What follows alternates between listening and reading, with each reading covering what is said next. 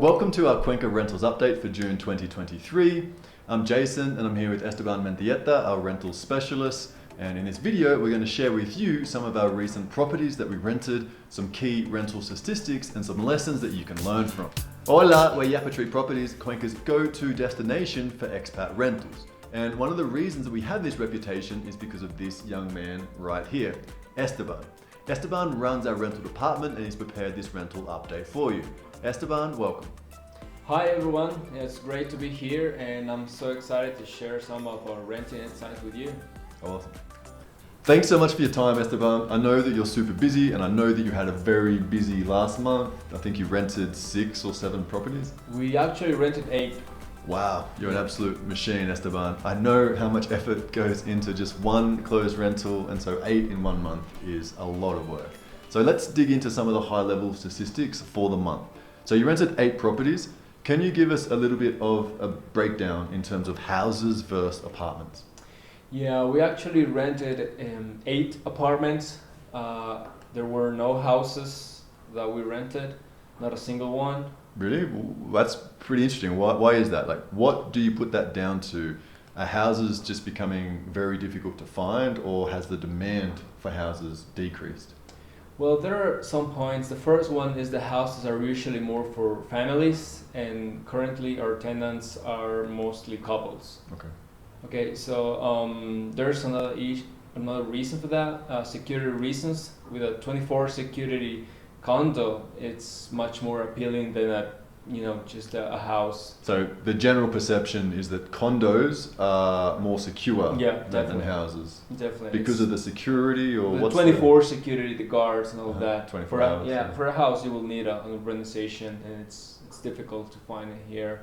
Okay. Yeah, apartments are usually modern, much more modern than houses with the same price.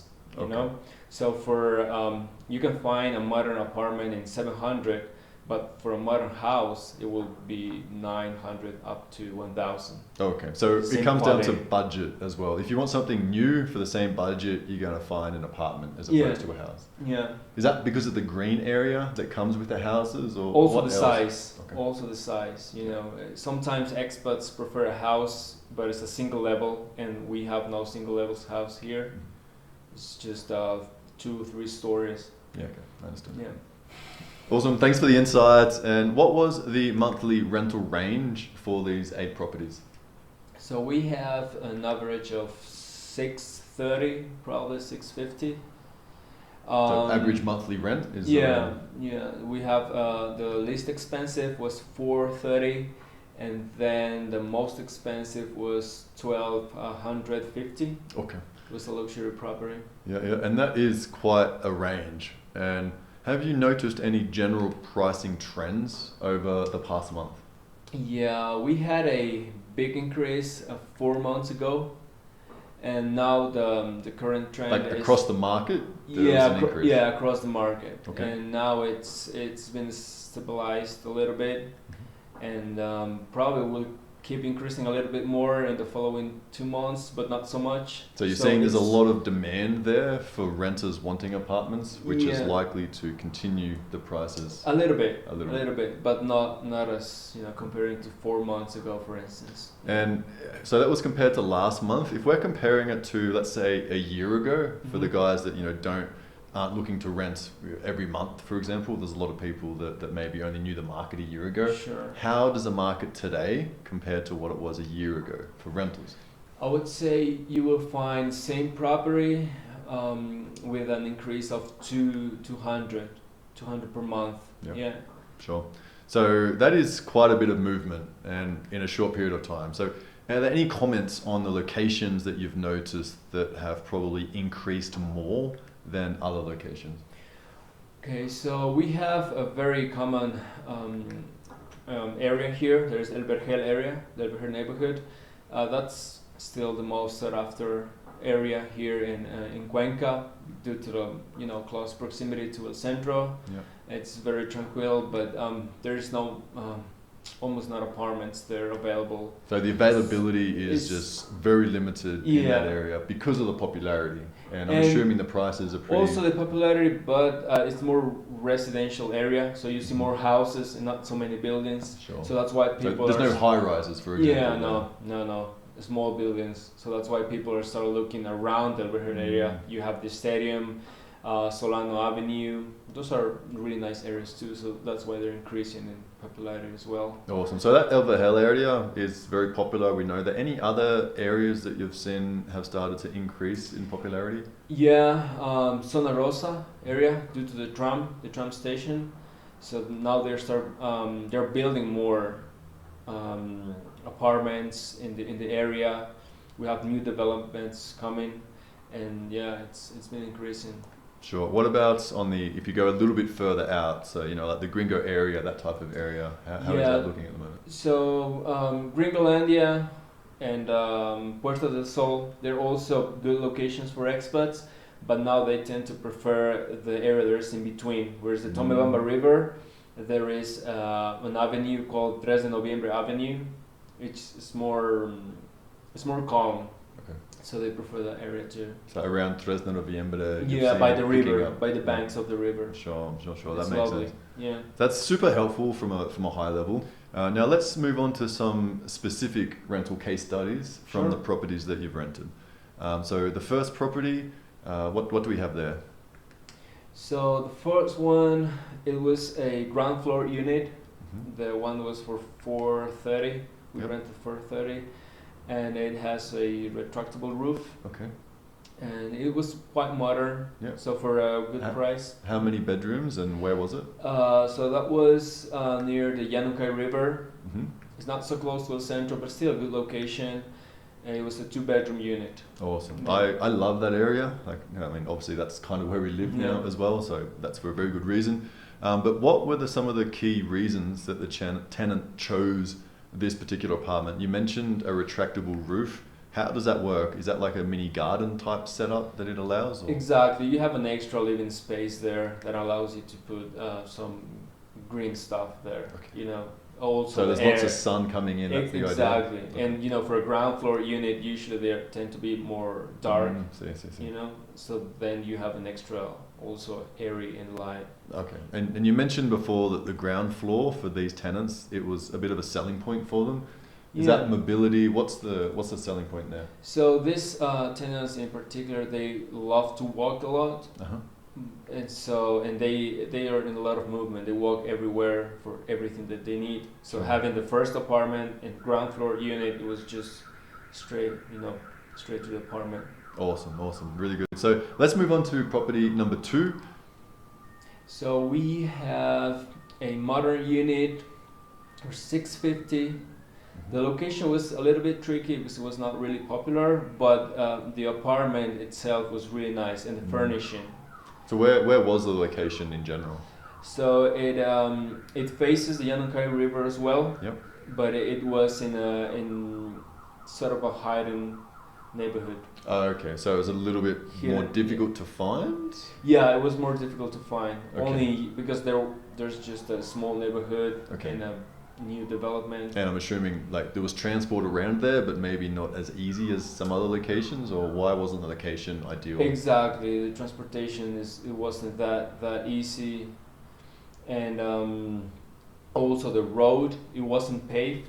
Yeah. The road is not paved yet, so it's a little bit tricky. But because of the apartment itself and the furniture and all of that, it was very appealing. So the apartment was very nice and the furniture. Let's dig into that a tiny bit, because I personally have noticed a little bit of a trend of people being a little bit more, let's say, picky when it comes to the type of furniture that is in the apartments. This is a good example. This is one of the apartments that we are renting at the moment, and you can see the furniture in this. It's a brand new apartment, and so it has furniture that matches that sort of modern decor, that modern sort of look. And a lot of our clients are becoming a little bit more aware and acute around those types of requirements. So in terms of this apartment that you rented, was that the same story? How would you rate the quality of the furnishings, and why would they appeal to these tenants? So the apartment was modern, almost brand new. It only has 2 years, probably 1 year, and the furniture was also brand new and with an interior design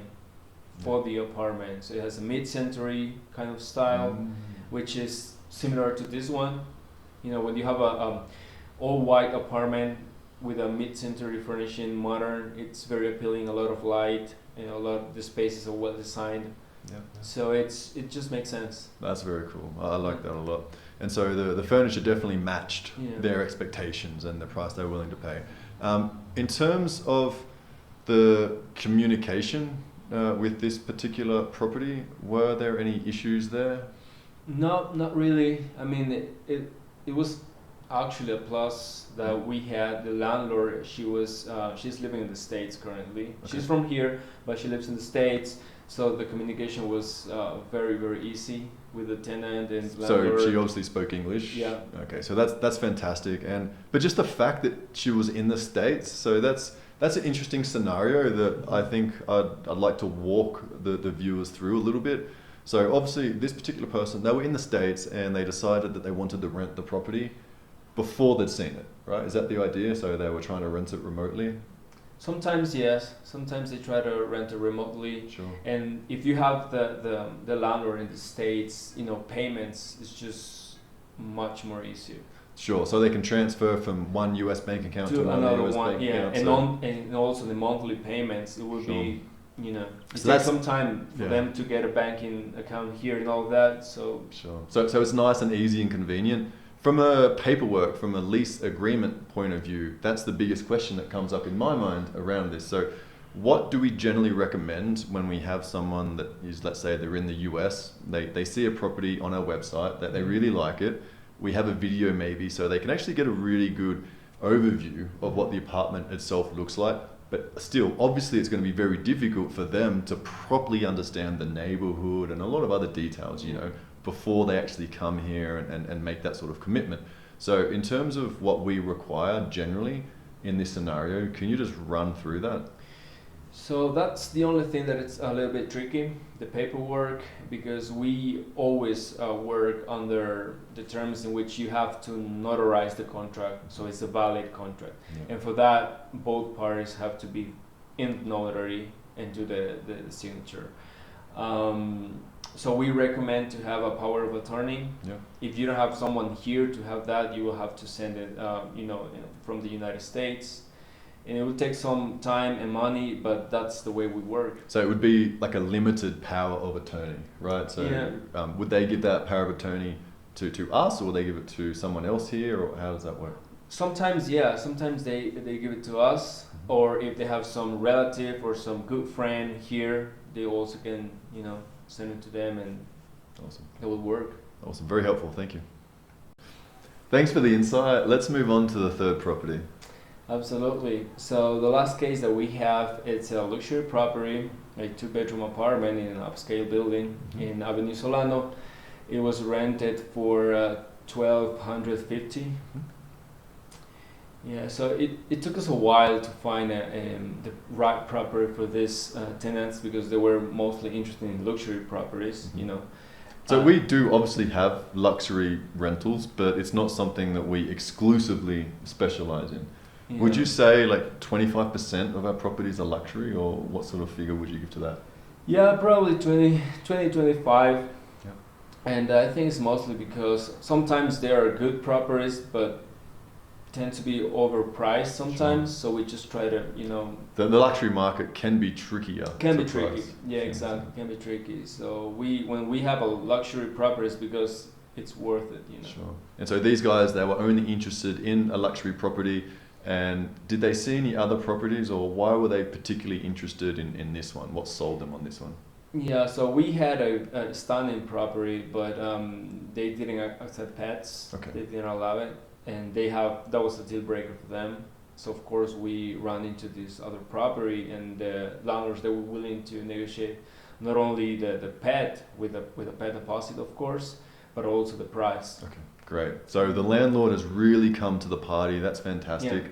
That doesn't always happen, especially when it comes to pets. And even with a pet deposit, some landlords will just flat out deny, especially in some of the newer apartments like this one, this is brand new furniture. So as a landlord, they're just trying to protect their investment, and they probably just don't want dogs tearing stuff up, even with an additional deposit, because sometimes the cost of the furniture and all that sort of stuff can actually exceed that deposit, even the second deposit. So it is an issue that I know expats feel very strongly about having their pets, but almost equally on the other side, the landlords can be almost unwilling to negotiate.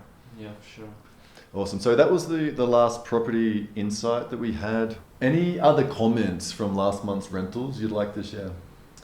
Yeah, there are a few things. For instance, the market, the rental market in Cuenca, it has a high competition, and finding apartments will be really, really hard. So they start looking prior the lease ends. And so they start looking before their current lease has expired, and obviously they're trying to do that to jump the gun a little bit, make sure that they don't miss out. But what are the main considerations that those tenants would need to look at? Yeah, so the first thing is landlords usually they try to find a tenant right away. Mm-hmm. So they don't want to wait 1 or 2 months to get the tenant. Sure. You know, so sometimes tenants tend to or try to break their lease in the other place in order not to lose the apartment. Sure. But that's obviously going to cost them a deposit, maybe. The deposit, and if there's something that they have to fix in the apartment, some extra money and all of that. So you've noticed some people doing that more recently, or just in general? In general. Okay. Just in general, yeah.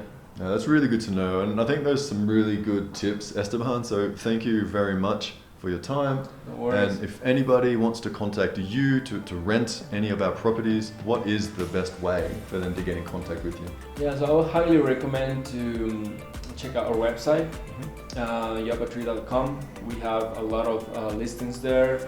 You can also submit your preferences there, and we can try to match them with our current listings, or reaching out and finding more. No, we'll do the effort basically for them, do the searching, and then contact them with any properties that are appropriate. Awesome. So great. We're going to provide links to both of these in our description, and whilst you're clicking away, do please feel free to subscribe to our channel for more property news and updates. And thank you again for joining us, Esteban. Yeah, no worries. Ciao. Ciao.